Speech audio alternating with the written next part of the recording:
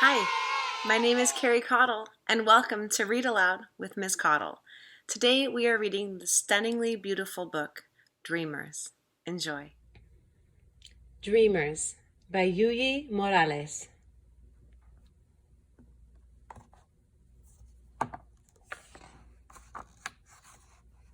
Published by Neal Porter Books. Holiday House.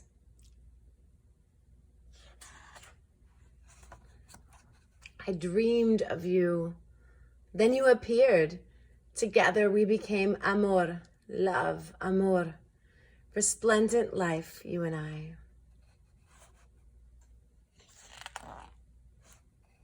One day, we bundled gifts in our backpack and crossed a bridge outstretched like the universe. Adios, corazón.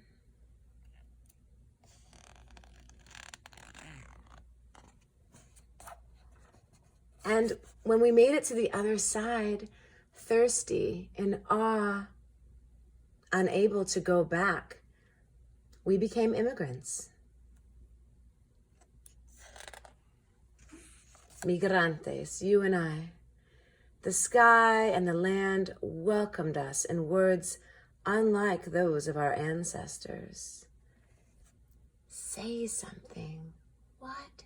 Speak English. Give thanks. There were many things we didn't know. Unable to understand and afraid to speak. Hello, ma'am. Aye. And a BART map. Aye. We made lots of mistakes. Aye.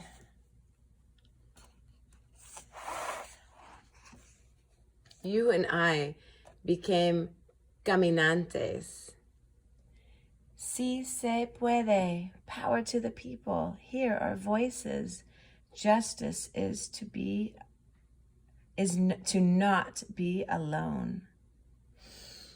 Thousands and thousands of steps we took around this land until the day we found a place we had never seen before. Suspicious, improbable.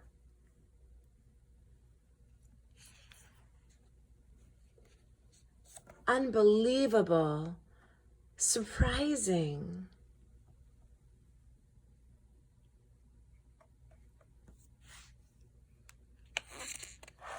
Where are they?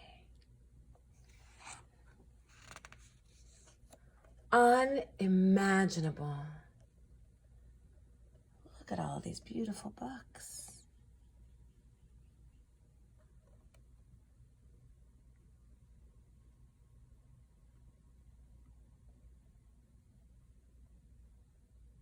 And look at their faces. Here in this magical place. Where we didn't need to speak. We only needed to trust. And we did.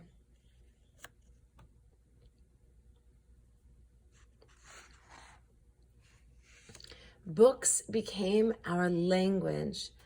Books became our home. Books became our lives.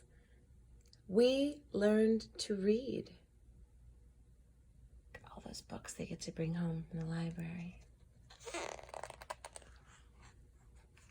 To speak, to write, and to make our voices heard.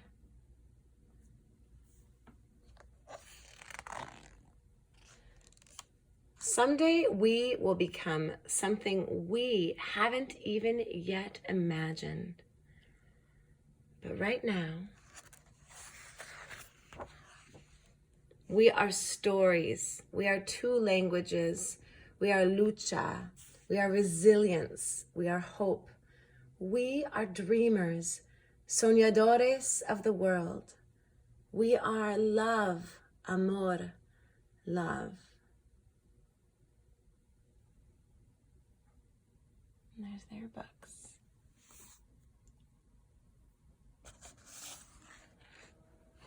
my story. All of us have stories. Each of them is different.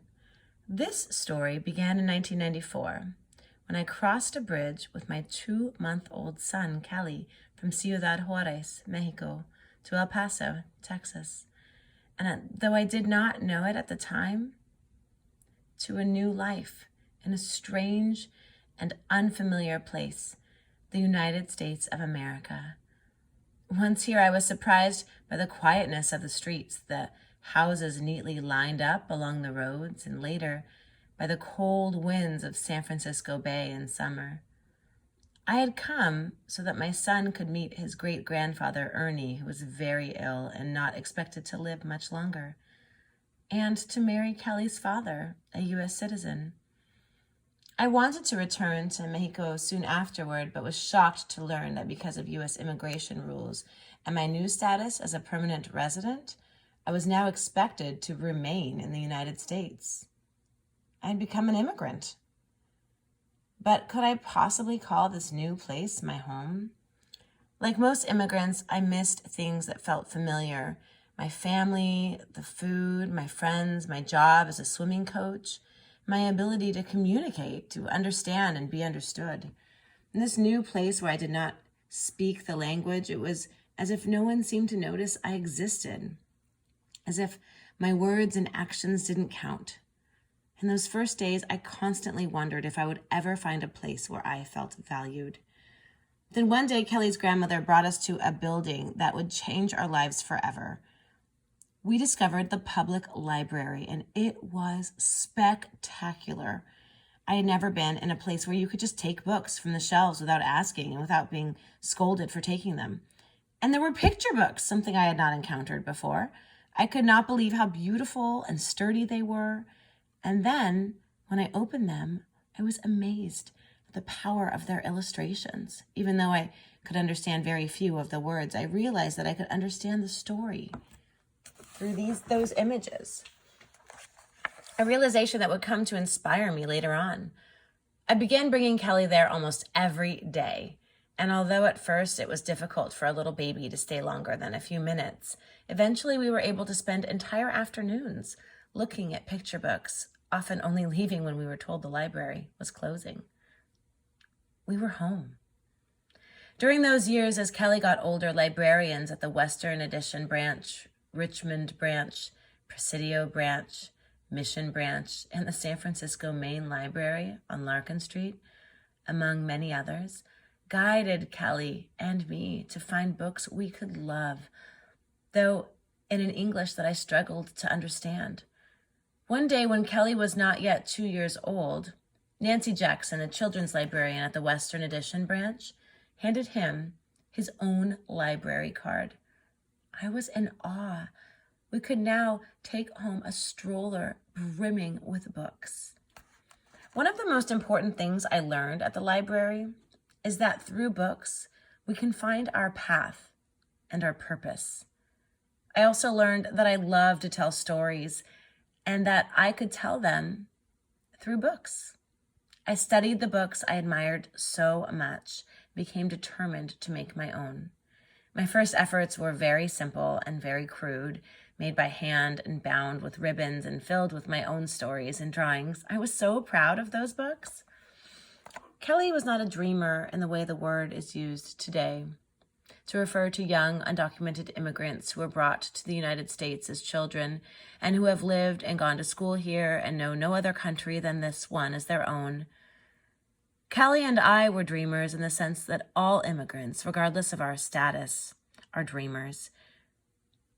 We enter a new country carried by hopes and dreams and carrying our own special gifts to build a better future.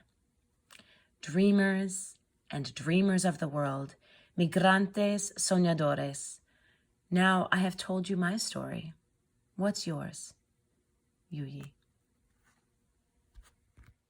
That was Dreamers. I love Yuyi Morales' story.